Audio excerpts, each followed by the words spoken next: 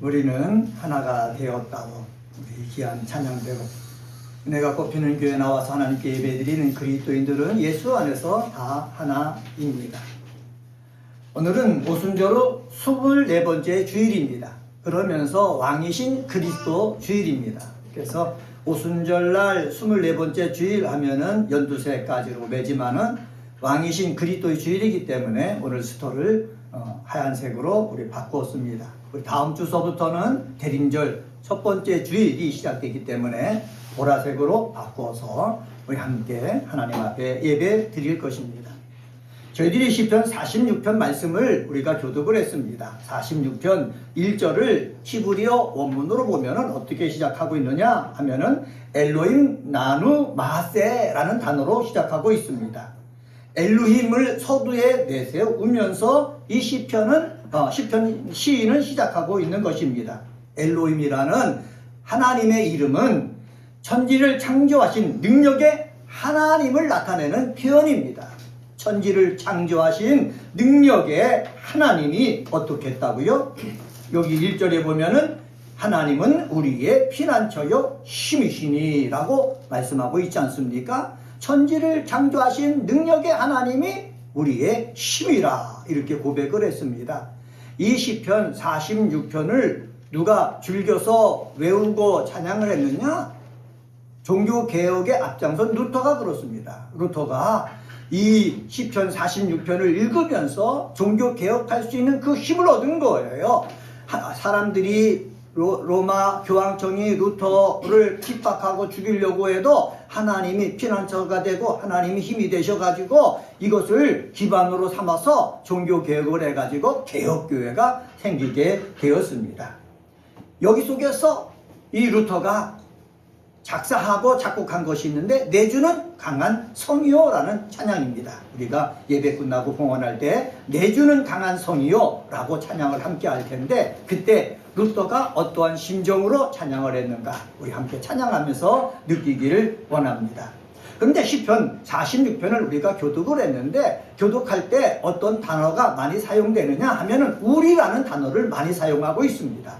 내가 하나님이 나의 피난처라고 고백을 했고 나에게 하나님이 힘이 되셔야 되는데 이 시편 46편은 우리라고 표현하고 있습니다. 우리 하나님은 우리의 피난처다. 우리의 힘이시라는 거예요. 우리라는 말은 뭐냐? 공동체를 뜻하는 것입니다. 하나님은 내가 속해 있는 가장 작은 공동체의 가정 공동체의 피난처가 되고 힘이 되시고 하나님은 이렇게 작은 교회 공동체의 피난처가 되시고 힘이 되신다는 사실을 우리는 이 본문을 통해서 알 수가 있습니다.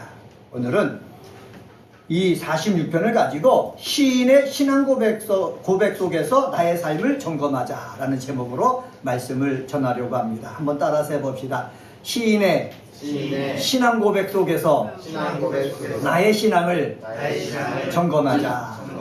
네, 46편을 쓴 시인이 뭐라고 신앙 고백을 했는지 우리가 함께 찾아보고 그리고 나도 시인이 신앙 고백한 것처럼 그렇게 신앙을 고백할 수가 있는가 점검하는 귀한 시간이 되어지기를 원합니다. 먼저 1절, 7절, 11절을 통해서 시인은 뭐라고 신앙 고백하고 있는가? 하나님은 나의 피난처요. 하나님은 피난처요 힘이시다 라고 고백을 하고 있습니다. 한번 따라서 해봅시다. 하나님이 피난처요 힘이시다. 이 시인은 하나님이 피난처고 힘이시라고 고백하고 있습니다. 1절 상반절에 하나님은 우리의 피난처시오 라고 선언하고 있죠. 7절 하반절에 봐도 야곱의 하나님은 뭐다? 우리의 피난처다 고백하고 있고 11절 하반절 속에서도 야곱의 하나님은 우리의 피난처시로다 라고 고백하고 있습니다. 이 피난처는 시편 46편에서 나오는 중요한 단어 가운데 하나입니다. 여러분 피난처라는 뜻이 무엇입니까? 히브리어로 마세라는 단어를 사용했는데 비바람과 같은 위험을 피할 수 있는 장소를 뭐라고 그래요? 피난처라고 그런다. 그런데 이 시인이 말하는 이 피난처는 상징적으로 어떤 뜻이 있는가? 하나님의 백성이 이 세상 살다 보면은 환난이 오고 위협이 오는데 환난과 위협으로부터 지켜주는 하나님, 이것을 갖다가 뭐라고 그런다고요? 피난처다 이렇게 얘기하고 있습니다. 여러분 그렇습니다. 시편을 읽다 보면은 많은 시인들이 뭐라고 고백했느냐? 내가 삶을 살다가 믿음을 가지고 삶을 살다가 기도하면서 삶을 살다가 찬양하면서 삶을 살고 있는데 여러 가지 환난과 어려움을 만났다. 이럴 때 세상 사람, 힘 있는 사람, 돈 가진 사람, 그런 사람이 나의 피난처고 나의 힘이 되어주는 줄 알았는데 그들이 힘이 되어주지 않았다. 돌아보니까는 나의 피난처가 되고 힘이 되어줄 분은 누구밖에 없다? 하나님밖에 없다라는 사실을 고백하고 있다는 것입니다.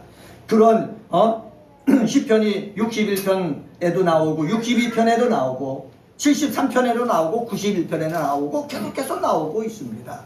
시인이 고백한 것처럼 사랑하는 우리 은혜가 꽃피는 교회 그리스도인들에게 하나님이 나의 피난처가 되고 우리의 피난처가 되고 나의 힘이 되고 우리의 힘이 되어지기를 주의 이름으로 간절히 축원합니다. 1절 하반절에서 시인은 또 이렇게 고백합니다. 하나님은 우리의 힘이시니 환난 중에 만날 뭐다? 큰 도움이시다. 삶을 살다 보니까는 내가 환난 중에서 나의 도움이 되는 것은 사람이 아니라는 거예요. 하나님만이 도움이 될 수가 있다라는 거예요. 피난처는 방어적인 면에서 피할 거처가 된다는 것이고 힘이 되어주신다는 것은 공격적인 의미에서 하나님께서 뭐가 되어주신다? 힘이 되어주신다라는 것입니다. 이 시인의 고백이 하나님은 나의 피난처요 나의 힘이시다라는 고백이 은혜가 꽃피는 교회에 우리 그리스도인들의 고백이 되어지기를 주의 이름으로 간절히 축복합니다. 한번 같이 고백합시다. 하나님은 나의 힘이시요 피난처이십니다. 하나님은 나의 힘이시요 피난처이십니다. 다시 한번 고백합시다. 하나님은 우리의 피난처요 우리의 힘이십니다. 시작. 하나님은 우리의 피난처시요 우리의 힘이십니다. 아멘. 이 신앙 고백이 있는 사람들은 삶이 어렵고 힘들고 절망적인 일이 있을 때 누구 앞에 간다고요? 하나님 앞에 간다는 거예요. 하나님이 피난처가 되기 때문에 하나님 앞에 가면은 세상 사람들이 나를 향해서 손가락질하고 업신여기고 비웃어도 하나님은 주 날개를 펼쳐서 우리를 어떻게 해요? 품어주신다는 거예요. 품어주실 뿐만 아니라 그 절망 속에서 어려움 속에서 새롭게 일어설 수 있는 뭐를 주신다? 힘을 주신다는 것입니다. 저는 우리 저뿐만 아니라 우리 그리스도인들이 주일날 이곳에 와서 찬양하고 말씀을 듣고 세상을 향해 나갈 때 정말로 어렵고 힘든 일이 있을 때 하나님이 피난처가 됨을 경험하고 그리고 내가 정말로 연약해가지고 어찌하면 좋을지 모를 그때에 하나님이 여러분에게 힘을 주셔가지고 다시 일어서서 도전할 수 있는 그러한 일들이 일어나게 되어지기를 주의 이름으로 간절히 축원합니다. 이것을 누구를 통해서 찾아볼 수 있습니까? 제가 좋아하는 사람이지요. 구약 성경에 나오는 요셉을 통해서 이것을 알 수가 있습니다. 요셉은요 하나님이 주신 꿈 때문에 형들에게 미움을 받아가지고 팔려서 노예가 되었습니다. 어린 나이에 사랑받는 아버지 집에서 지내다가 하루아침에 노예 신세가 되어 애굽에 팔려갔으니 그 마음은 얼마나 괴롭고 절망적이고 슬픔이 가득했었습니까? 여러분 요셉과 같은 상황에 처한 사람들은 다 그런 거예요. 절망적인 거예요. 내가 어떻게 삶을 살아야 될 것인가 앞이 깜깜하게 된 거예요. 그런 속에서 이 보디발 장군 집에 들어가서 노예 생활로서부터 가장 낮은 곳에서 시작할 때 괴롭고 힘들었어요. 성경에 나와 있지 않지만은 이거는 분명한 것 아닙니까? 그런데 괴롭고 힘들 때에 이 요셉이 잘한 것이 있는데 그것은 바로 뭐냐? 자기 아버지를 생각했던 거예요. 자기 아버지가 어렵고 힘들 때는 하나님을 찾았거든요. 하나님을 피난처로 삼았거든요. 그리고 하나님 안에서 힘을 얻었거든요. 이것을 발견한 이 요셉은요 하나님을 찾았습니다. 하나님으로부터 힘을 얻었습니다. 그래가지고 노예로 있지만은 보디발 장군 집에서 최선을 다한 거예요. 성실하게 한 거예요. 왜? 하나님이 힘을 주시니까는. 사랑하는 그리스도인 여러분, 내가 삶을 살다가 나의 처지가 요셉과 같이 노예 같은 처지가 되었을 때 낙심하지 말고 예배드리고 기도하고 찬양해서 하나님이 주시는 그 새 힘을 받아가지고 가장 낮은 자리에서 가장 작은 일로부터 충성하는 역사가 있게 되어지기를 주의 이름으로 간절히 축원합니다. 그렇게 충성하니까는요, 하나님이 힘이 되어서 충성하니까는요, 거기에 노예로 살고 있는 다른 사람들이 업신여긴 가운데서 충성하다 보니까는 하나님이 피난처가 되어주시고, 그러다 보니까는 시간이 지나다 보니까는 보디발 장군이 인정하는 거예요. 그래서 이 보디발 장군 집에 있는 모든 것들을 다 맡기잖아요. 그런데요, 이 맡김을 받아가지고 열심을 다해 사명 감당하는데 세상이 그냥 내버려 둡니까? 또 환란이 몰려오는 거예요. 핍박이 몰려오는 거예요. 고통이 몰려오는 거예요. 자기는 아무 잘못도 없는데 감옥에 들어가는 거예요. 얼마나 답답하겠습니까? 얼마나 괴롭겠습니까? 얼마나 절망이겠습니까? 그 속에서도 요셉은 하나님을 뭐로 삼았다? 피난처로 삼았다. 그 속에서 하나님을 피난처로 삼고 있다 보니까는 하나님께서 요셉에게 뭐가 되어주셨다? 힘이 되어주셨다. 하나님이 힘이 되어주시니까는 환난 날에서 하나님을 만나고 하나님의 도움을 얻어서 나중에는 뭐가 됐습니까? 애굽의 총리가 되었다라는 사실을 알 수가 있습니다. 사랑하는 그리스도인 여러분, 삶 속에 어려움을 당한다고 낙심하지 말고 피난처 되신 하나님 앞에 피하고 하나님으로부터 하나님이 공급해 주시는 새 힘을 받아서 최선을 다하다 보면은 하나님께서는 어떻게 한다고요? 복이 되게 역사해 주신다. 이것이 성경을 통해서 우리에게 주시는 말씀입니다. 저도요, 인생에서 큰 난관을 만난 적이 굉장히 많습니다. 제가 대양교회라는 곳에 부교육자 생활을 했는데 얼마나 목을 무리하게 사용했든지 기도하고 찬양하고 귀신 쫓고 병든 자를 위해서 기도하고, 그런데 목이 너무 심해가지고요 목소리가 안 나는 거예요. 목사가 목소리가 안 나면 어떡하겠습니까? 그래서 병원에 가서 검사해 봤어요. 그랬더니 목에 혹이 생겼다는 거예요. 폴립이 생겼다는 거예요. 후두가 닫혔다 열렸다 해야지 목소리가 나오는데 후두가 생겨가지고 늘 열려 있으니까 목소리가 안 나오는 거예요. 서울대병원에 가서 이비인후과 가서 검사하니까는 폴립이 있다. 수술해야 된다. 그래서 또 제 아는 목사님의 도움을 받아갖고 동대문에 있는 목동병원이 있는데 거기 장로님이 어느 교회의 장로님이십니다. 그리고 이비인후과 목에 대한 권위자라고 해서 거기까지 갔거든요. 목사님이랑 같이 가서 검사했더니 똑같은 거예요. 똑같아가지고 수술 받아야 된다고 그래서 수술 날짜를 잡아보니까는 미리 예약한 서울대병원이 빠른 거예요. 그래서 서울대병원에 입원했지 않습니까? 수술 받으려고 입원했어요. 입원을 했는데 새벽에 수술 받으러 들어갔는데 어떻게 해요? 마취과 의사가 마취를 못 시키겠다는 거예요. 그래서 왜 못 시키겠습니까? 왜 못 시킵니까? 혹시 내가 수술 받으려고 떨려가지고 이렇게 수치가 나온 것 아닙니까? 그랬더니 마취를 하면은 깨어나지 못할 확률이 많기 때문에 자기는 마취를 시키지 못하겠다라고 얘기하더라고요. 다시 심장과 전문의랑 얘기해서 다시 얘기해줘라. 그렇게 얘기하더라고요. 그랬을 때 저는 하나님의 뜻이다라고 생각해가지고 그러면 수술 안 받고 퇴원하겠습니다. 그래서 퇴원을 했습니다. 퇴원하고서요 대한교회를 사임하고요 어디 갔습니까? 교회 우리 가족들이 그때 함께 다 했는데 저 홍제동에 있는 어느 교회에 부임해서 갔습니다. 성도들이 없었습니다. 그럴 때 우리 가족들이 와서 거기서 함께 시작을 했거든요. 여러분, 목사가 목소리가 안 나왔을 때 정말 절망입니다. 어떻게 해야 될지 앞이 캄캄한 것입니다.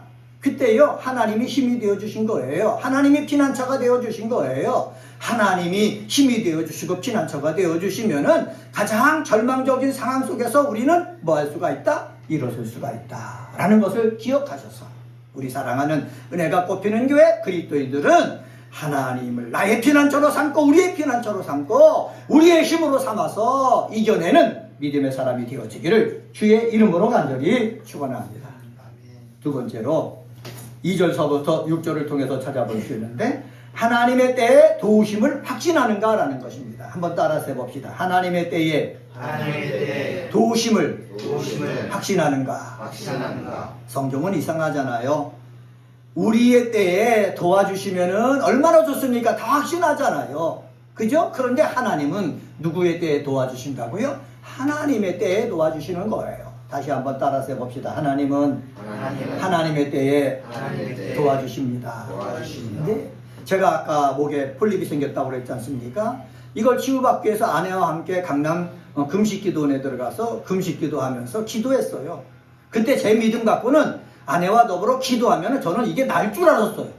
깨끗하게 고침받을 수 있다고 생각했어요. 왜 그러냐면 귀신도 쫓아서 병을 낫게도 하고 병든 자에게 안수해서 많은 사람을 고쳤는데 이것쯤이야 뭐 하나님이 하다가 이거 생겼으니까는 나는 치유받는다고 저는 그렇게 확신했어요. 그런데요, 금식하고 돌아왔는데 안 나온 거예요. 목소리가 그대로 안 나오는 거예요. 그래서 사임한 거지 않습니까? 그런데요, 그 교회에서, 송제동에 있는 교회에서 자녀들과 더불어 몇 명이 안 되는 성도들과 함께 예배하다 보니까 저도 모르는 사이에 어느 순간에 나은 거예요. 어느 교회에서 부흥회를 인도해달라고 그래가지고 제가 부흥회 인도하다가 목이 안 나와서 말 못하면 안 되지 않습니까? 그래서 이비인후과 가서 다시 검사를 했어요.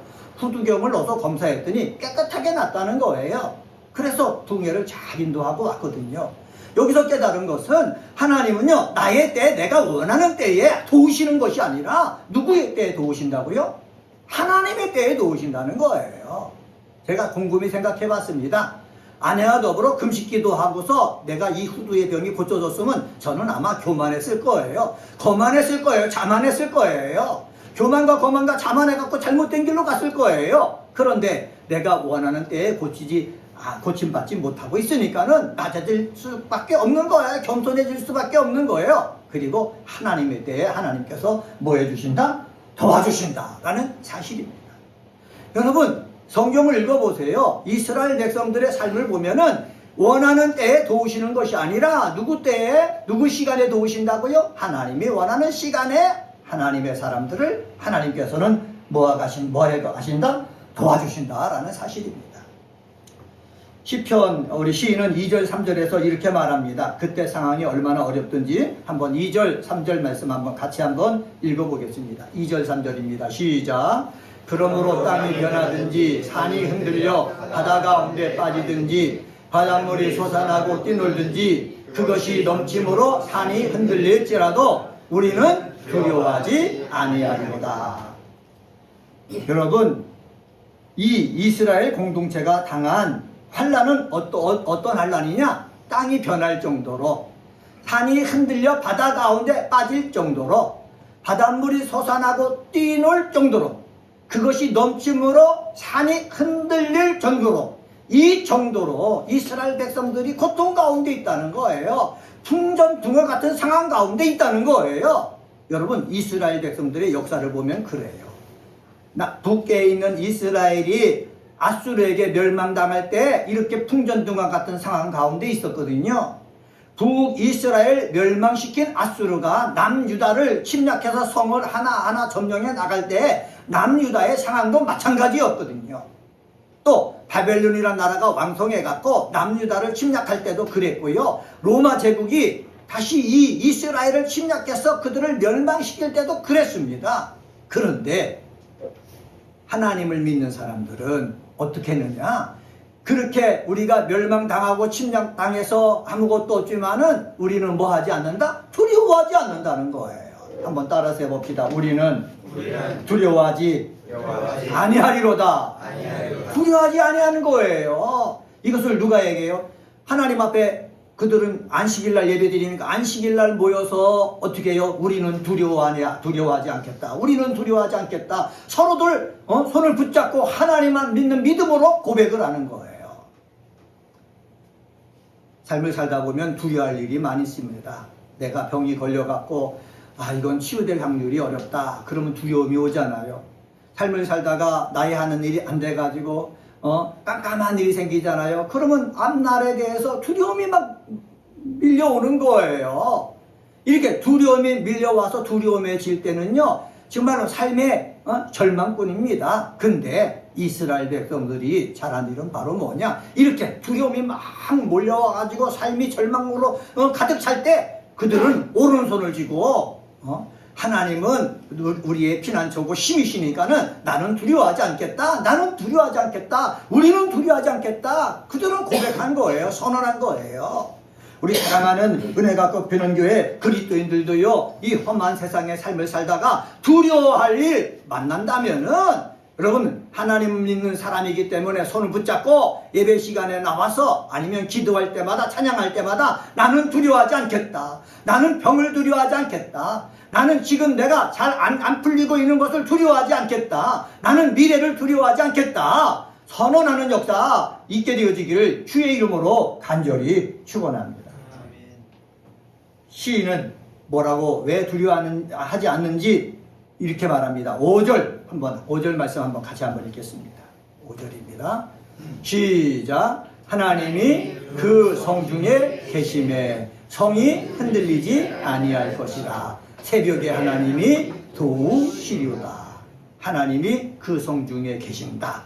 그리고 언제 돕는다고요? 새벽에 하나님이 돕는다는 거예요. 한번 따라서 해봅시다. 새벽에 하나님이 도우시리로다.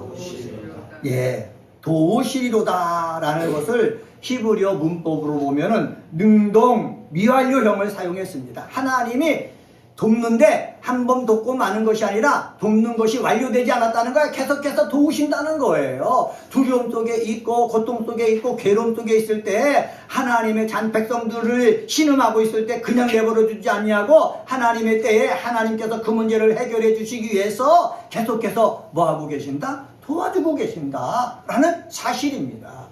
이것을 우리는 성경을 읽으면서 아멘해야 되는 것입니다.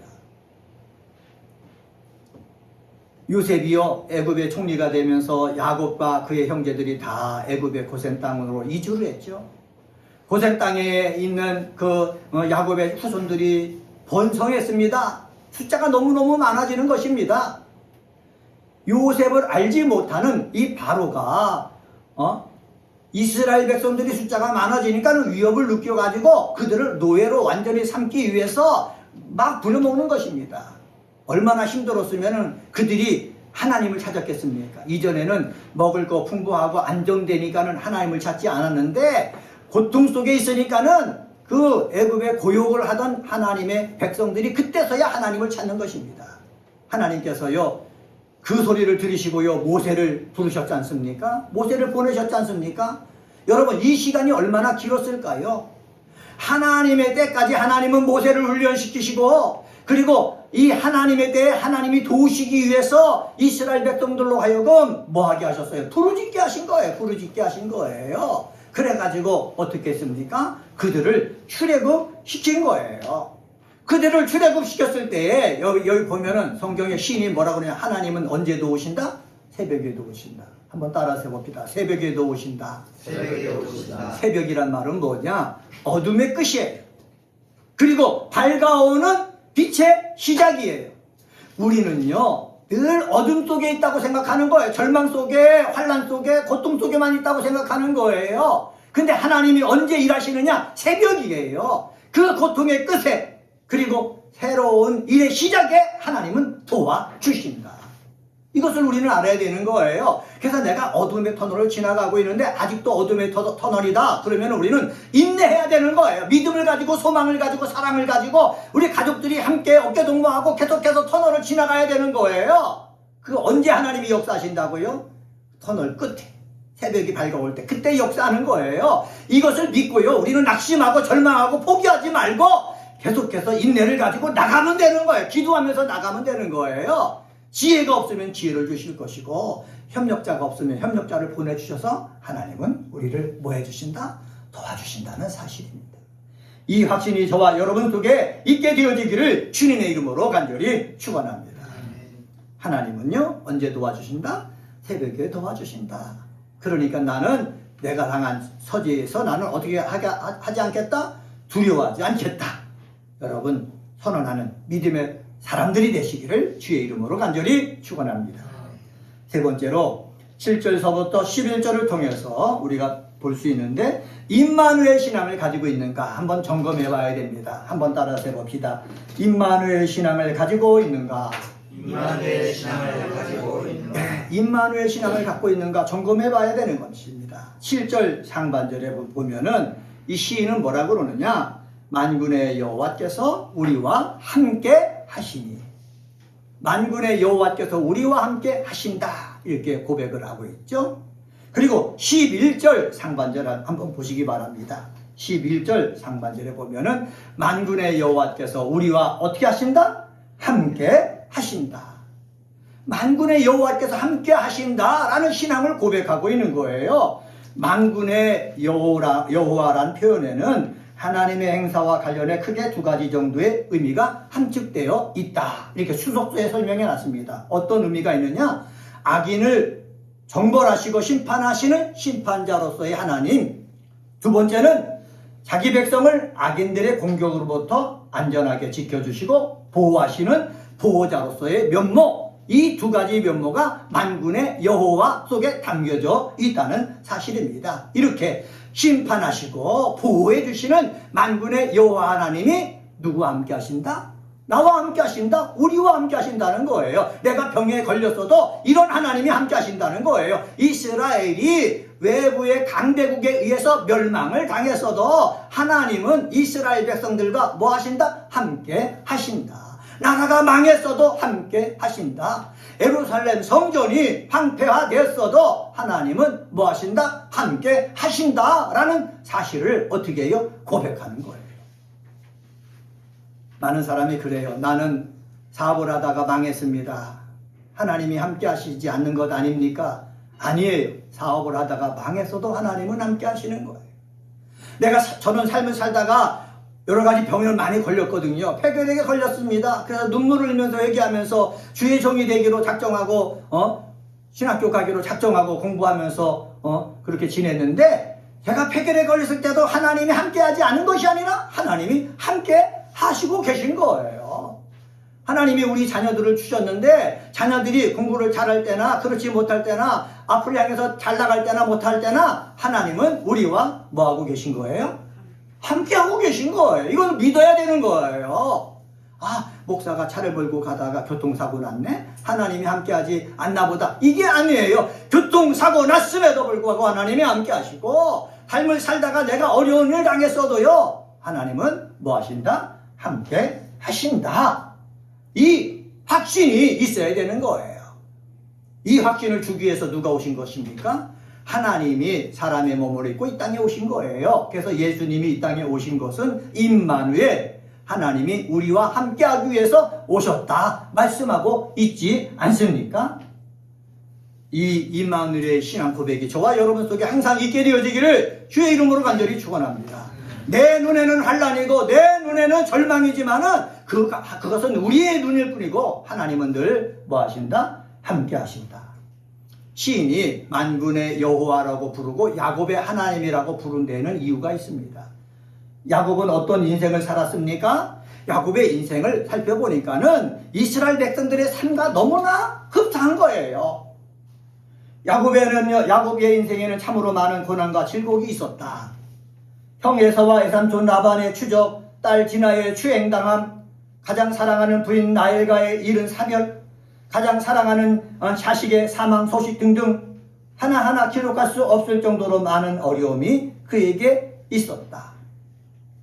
그러나 이렇게 많은 고통의 순간순간마다 하나님은 그의 피난처가 되어 주셨다. 그의 힘이 되어 주셨다. 결국 그의 후손들을 통해 당신의 언약 백성인 이스라엘을 이루게 하셨다. 주석서에 이렇게 기록해 놨더라고요. 하나님은요 어떡합니까?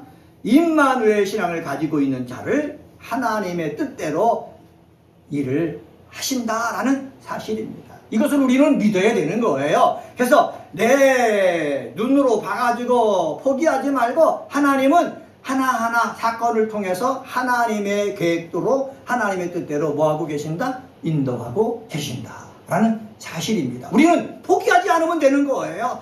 낙심하지 않으면 되는 거예요. 계속해서 믿음을 가지고 소망을 가지고 사랑을 가지고 인내하면서 나가기만 하면은 하나님은 하나님의 섭리대로 우리를 인도하신다는 거예요. 왜? 하나님은 살아계시기 때문에. 왜? 하나님은 우리를 사랑하시기 때문에.